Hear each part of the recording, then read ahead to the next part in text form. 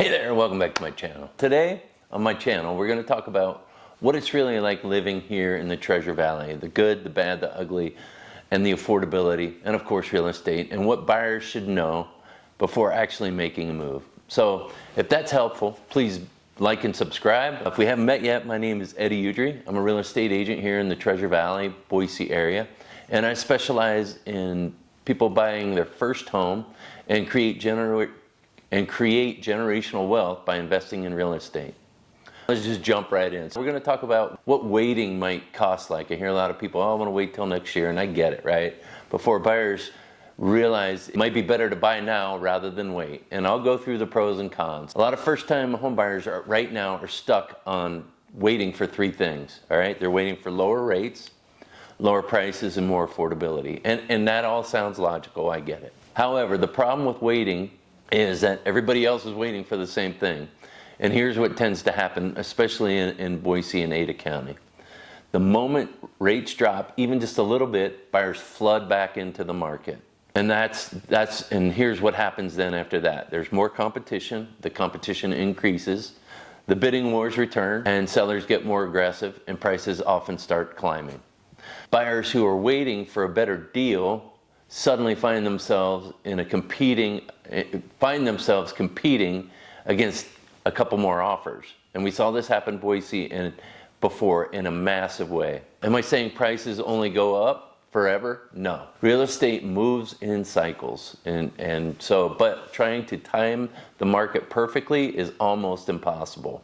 By the time you hit the target, or you think you've hit the target, that target has moved on. And most people don't realize that you don't buy based on the market, you buy based on your situation. The hidden cost of waiting. Let's talk about the hidden cost nobody else is discussing. Because when buyers say, I'm going to wait until next year, I'm going to wait another year, they usually think about home prices. But they forget about rising rent, inflation, lost equity, and future payment increases. Let's say rent goes up just $200 per month. That's another $2,400 a year gone. You'll never see that again. No equity, no ownership, and no tax advantages, nothing. Meanwhile, if home prices rise even modestly in the Boise area, that future home could cost significantly more. What's the biggest hidden truth? Is the monthly payment shock. Most buyers are waiting for rates to drop.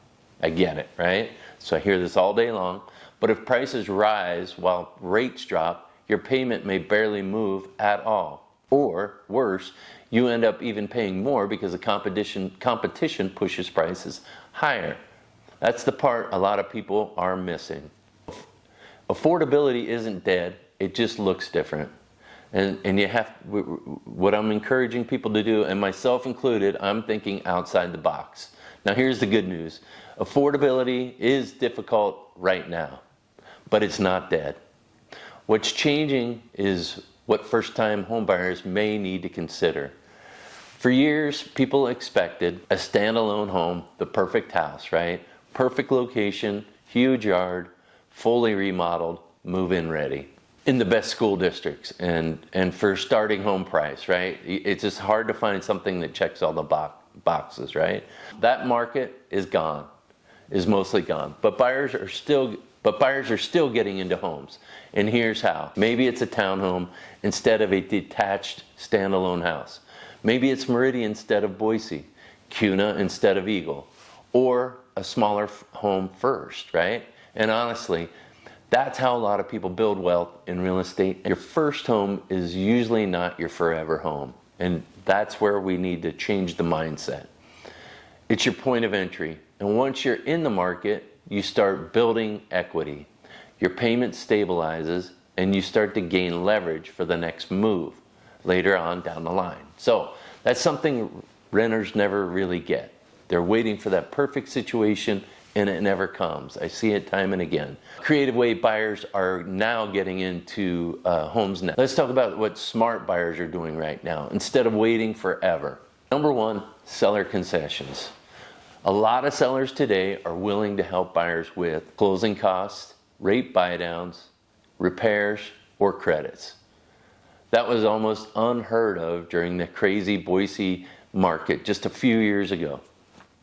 Number 2, rate buydowns. There's a lot of buyer incentives out there, and some buyers are temporarily buying their interest rates down to reduce monthly payments. Reduce monthly payments now, then refinancing later if rates improve. Number 3, Idaho first-time home buyer programs.